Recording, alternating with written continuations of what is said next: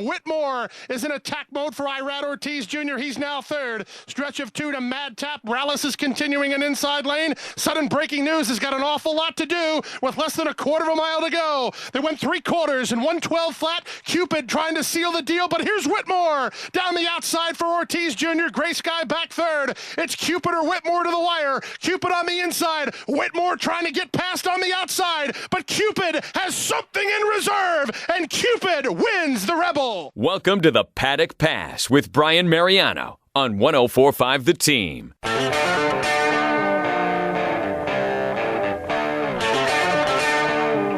Boy, I cannot wait for producer guys to join us later in the show. We had a shocking upset in this week's bracket, and I can't wait for you to hear it. This is the Paddock Pass. Of course, I'm your host, Brian Mariano, and we're going to go over this past weekend in racing to start off the show.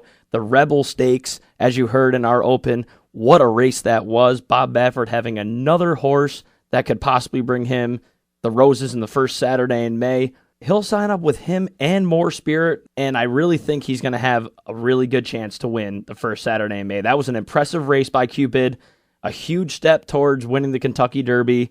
Very impressive there. I will not be shocked to see that horse to win in the first Saturday in May. We have a huge Pick 6 carryover, a mandatory payout in the Rainbow Pick 6. We're going to go over that on Twitter. I'll be live tweeting that Pick 6 race Saturday afternoon. That is over $4.5 million. $4.5 million in the Pick 6 at Gulfstream Park. Make sure you play that. Get your friends in on it. Have that winning ticket, and you can change your life to play this weekend. This, of course, the Paddock Pass. I'm your host, Brian Mariano, and the weekend is here. The Dubai World Cup is upon us. This card is unbelievable. One of the richest, if not the richest weekend in sports. And this race looks unbelievable. Well, I'm going to get to the World Cup in a little bit, but you've heard me on this podcast for weeks on end going after Jerry Hollendorfer. Why isn't Songbird going and running in all of these prep races to get ready for the Kentucky Derby? She is the best filly. And then I found Polar River running in race 4 in the UAE Derby. This horse is going to win the Kentucky Derby depending on how this race shakes out. She's 4 for 4 and winning impressively earlier in Dubai. I really think this horse is going to run away. She's 3 to 5 on the morning line, and this horse is going to be running the first Saturday in May as well. So this is shaping up to be one of the best Kentucky Derbies we've had in quite a while. And we thought last year's edition was really good when we had American Pharoah, we had Frosted, Keen Ice. So this is going to be really interesting to find out how good this race is going to be in the first Saturday in May. I'm looking forward to it. Make sure you keep voting online. These votes were very important this past week, as we'll get to later in the show as producer Gaz will join us. What a week in that bracket. Stay tuned for that. As we look at the rest of the time in Dubai, this weekend's card is going to be phenomenal. It's a great night of racing, and in our case, it's going to be an early afternoon day of racing. XY Jet is running in race 6, and I think this horse is going to be very, very tough to beat. One of the fastest horses in this sprint race. I really don't think anybody can touch this horse. If you're playing pick 3s and pick 4s, make sure you have this horse on your ticket, and then make sure that you play the horse on top of exactas and triples. This, of course, is the Paddock Pass. I'm your host, Brian Mariano, and we're going to look at the Dubai World Cup now, the richest horse race in all of horse racing, and this has brought a star-studded field of horses to come and run in this. You get a Kentucky Derby winner, California Chrome. You get Frosted, who battled up against American Pharoah all of last year. You get Keen Ice, who beat American Pharoah last year. This race is just star-studded, and as I looked at it, the prices were really low. I'm surprised that the morning line put 3 to 2 on California Chrome and 2 to 1 on Frosted. So yes, I do think these are the logical horses that are going to win this race, but I can't take that short a price on these two horses. Not on a big field like this. So of course, I tried to look elsewhere. I really like Mashawis. Maybe he's going to get a 8, 9, 10 to 1 on him. Keen Ice is a big price, 15 to 1 or more.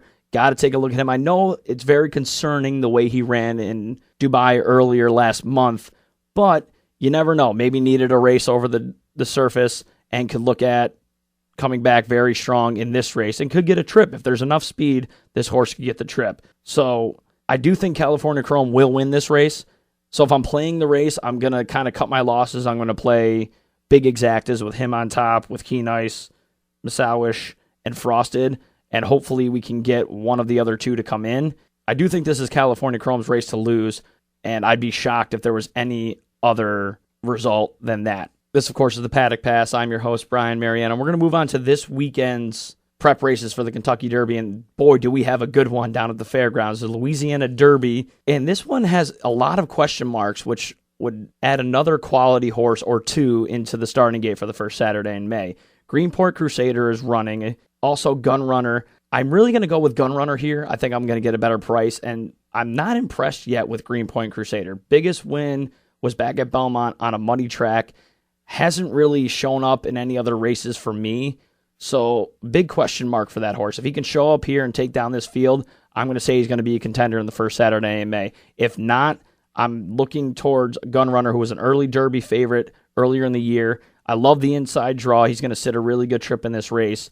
I'm going to throw him on top with the 2, 3, and 6, including Greenpoint Crusader. If the horse shows up and wins this race, I will be a believer that this horse is a contender in the first Saturday in May. And this weekend, we'll set up next weekend's prep races, which we'll talk on next week's show as we recoup everything that happened this past week. But next weekend's prep, we got to get ready for the Florida Derby at Gulfstream Park, which is the showdown between the two Derby favorites right now, Bo Heyman and Nyquist. I cannot wait for that race. Make sure you keep voting, as we had a few big upsets this past week in our bracket, but our number one seeds are holding strong, and we'll move on to talk about that right now. 104.5 The Team, 104.5theteam.com, joined by producer Gaz here. This is the Paddock Pass. I'm your host, Brian Mariano, and we're going over the bracket that we put together a couple weeks ago. And Gaz, were you surprised after we looked at before the show of any real upsets this week before we go over it? There was one result that we're going to get to a little bit. I think it's a top right corner of our bracket that surprised me a bit. But overall, I thought these might be the three horses we'd see at the end. I would agree. So we're going to start off in the top part of the bracket here with the number one overall seed in the tournament, Secretariat, taking on the number 4 seed in that bracket, Native Dancer. And this one was kind of shocking for me because of the amount that Secretariat got, winning 100% to 0. How did you feel about that? I wonder now if when we originally had this, Secretariat came in as an overall number 1 seed and Wise Dan was the 16th seed. We haven't seen it yet happen in college basketball where the 16 knocks off a 1. So I wonder if people, similar to the Cleveland sports poll where they had Johnny Manziel taking down Jim Brown, they wanted to just see a massive upset to troll us. It didn't happen. They got back to their senses. Secretariat is a better horse than Native Dancer. Everybody agreed. That's why Secretariat ran away with it. And that's probably why Secretariat wasn't 100% in the opening round of our bracket. I would agree. As after all of the listeners went on and voted, which we love that you came on and voted. Again, hit us up on Twitter at 1045 Mariano. Tom Gaz at Tom Gaz, Gozz. Is that right? Yep. Nice. Hashtag best horse when you get on Twitter with us. And this is going to set up a really nice matchup in the Final Four between the number 3 seed Zenyatta, who took down the number 2 seed Spectacular Bid, which was surprising last week, guys, when we talked to you when you were in Providence. That Spectacular Bid won by a massive margin last week and then it's taken down this week. What's your thoughts on that? And both of those, this was going to be the most intriguing matchup of that quarterfinals matchup because Spectacular Bid, as you said, had a huge blowaway win. But Zenyatta knocked off Seabiscuit, who we both thought in that first podcast, we thought Seabiscuit's going to get a lot of votes for the casual horse racing fan that remembers Seabiscuit from the movie.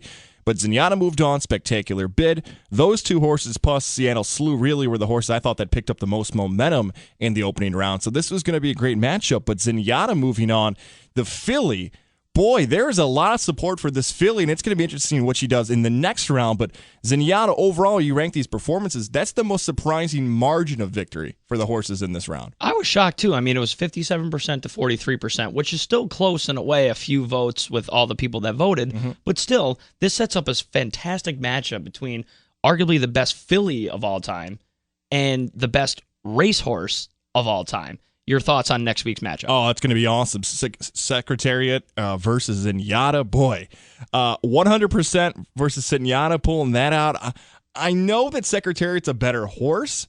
Do people want to be different? Does this come down to their favorite horse, a horse they remember, more recent in Zenyatta? It's going to be fun when we get to the Final Four. I still lean towards Secretariat being a better horse, one of the great horses of all time. After a dominant performance in the round previous, I lean towards Secretariat, maybe 80 to 20%. Zenyatta, Really? maybe she gets to 30, but I'd be pretty surprised if she got to 30. I'm looking 80-20 here for Secretariat. Really? I'm not going to take that big a margin here. I'm going to take this way of arguing with you. I'm going to pose this question to you. Secretariat didn't get a chance to run when there was a Breeders' Cup. Right. But how much do you put into the fact that, yes, Secretariat won the Triple Crown in impressive fashion, but Zenyatta went 19 for 20. She was the first filly to win the Breeders' Cup Classic, again, because Secretariat didn't get a chance to run because there wasn't one back then. But her record speaks for itself. And yes, just because she's a filly, we can't discount her for how great she was on the track. So I really think this is going to be closer, and I'm not sure I'm going to take that huge a margin. I'm really going to go that this might be a 60 to 40, Ooh. 55 to 45 type match. I really think Zenyatta's picking up momentum, and this is going to be the matchup of the weekend, in my opinion. Moving on, this is the Paddock Pass. Of course, I'm your host, Brian Mariano, joined by producer Tom Gaz. We move on to the other side of the bracket, and the number 2 seed overall, the 1 seed on that side of the bracket, Man O' War, taking on Seattle Slew. Man O' War takes down Seattle Slew 71% to 29%. Were you surprised by the margin? I said 60-40 last week when I was in Providence. I thought Seattle Slew, just because of timing and people remembering Seattle Slew, I talked about previously that the connection I had with Seattle Slew with my family, that I thought, okay, maybe 60-40 was where this was going to be just because of time. But Man O' War, 70% more than that of the vote, pulling it out and moving on to the Final Four. Old school historians of horse racing matched up resume versus resume. And they said, we just can't vote against Man O' War. This is a better horse. And they advanced Seattle Slew in probably about 10% more than I thought it would have been. Are you surprised that a horse, and you're seeing it as we move on, that you're going to have 2 horses that are way old school, I'd say 25 years plus older in the past, as opposed to the 2 newer horses coming through? It's going to have some really serious matchups coming up in the Final Four here. Yeah, it depends on who's voting. Now, we were taking our votes via online, social media. Are the old school horse racing fans not going to defend their horse? Are the younger watchers, the younger breeded fans going to come in and say, these are the horses I remember? That's what makes it so much fun. If you are a fan of some of these horses and you remember the history of them, make sure to vote, or they might get knocked out here when we get the better and better horses along the way. I agree. This sets up a massive matchup in the Final Four here between American Pharoah and Man O' War, because American Pharoah took down Affirmed, who was our upset last week. And this, guys, was by 1 vote. 1 vote, American Pharoah moves on to the Final Four to face Man O' War. This was the best matchup of our tournament. If this was on CBS, TNT, who knows? Maybe even ESPN Radio. If we had this on, our ratings would have went through the roof. It was right down the minute. You had the Cinderella story in Affirmed. You had the juggernaut, one of the top seeds in this tournament, number 2 overall in American Pharoah. Affirmed almost pulls the upset. He knocked off Kelso in the opening round right there at the end. Why did American Pharoah really not fare better in this? I'm wondering if fans thought it was just they didn't want to be trapped by the moment of American Pharoah. Maybe there was just a lot of Affirmed fans voting for Affirmed overall. I'm not sure why the voting was so close, but nonetheless, American Pharoah moves on. Well, as we talked about last week, you remember having our parents' generation talking about the Affirmed and Alliedar matchup. There really wasn't that type of hype around American Pharoah where there was this rivalry between a specific horse. Yes, during the Triple Crown we had Frosted and he was the one being talked about. Then obviously Keen Ice taking him out on the Travers, but there really wasn't that rivalry that Affirmed and Alliedar had. So that might have had some momentum. And Affirmed, yes, won the Triple Crown, but American Pharoah had 1 good season, so the voters could have been looking where Affirmed had a longer career, maybe a better resume there, but you can't argue the season American Pharoah had. That's arguably one of the best seasons ever. So that'll set up the Final Four matchup between very, very old school, like we have in our other semifinal, versus really, really new school, Man O' War, American Pharoah. Where are you going here, guys? I'm looking for another blowout in this matchup, too. Even though American Pharoah struggled in the matchup against Affirmed, I can't see the vote turning to a 50-50 here for Man O' War. Man O' War's looked good, a 70% win in the first one, another 77% win in the opening round, but is this where the separation finally comes, where voters say, all right, I voted for Affirmed rather than voting against American Pharoah? American Pharoah, let's not even forget this. American Pharoah only picked up 57% of the vote against Cigar in the opening round, but I think fans have just been voting for the other horse rather than voting against American Pharoah. We'll find out if that's the case next week. I would agree, and if I'm going to look at this matchup myself, it is the time warp type of matchup, and for me, in my age group, I have to go American Pharoah here. The fresh horse, fresh in my mind, and winning the way he did impressively at the Breeders' Cup Classic, I have to go American Pharoah here. I still think it's going to be close, as in the other Final Four matchup. It's going to be 55-45. He might squeak it out by one vote again next week. So we'll look forward to that matchup. Hit us up all week on Twitter at TomGoz, Gozz, at 1045 Mariano, hashtag best horse. And make sure you get a hold of us on Facebook. Comment below. If you pick a specific horse, let us know why. We'll get you on the show next week. We'll talk about it, create some conversations with our viewers. Guys, I appreciate you joining us this week. Appreciate it. Excited to see what the matchup ends up being for the championship. Now we head to Final Four weekend. It could be really interesting next week. We could have keep voting online, keep pushing this as much as we can. We've had fun with it for the last couple weeks, and we hope to push it for the next few weeks as well. This, of course, is the Paddock Pass here. I'm your host, Brian Mariano, and we'll make sure all your Pick 4 tickets are winning ones.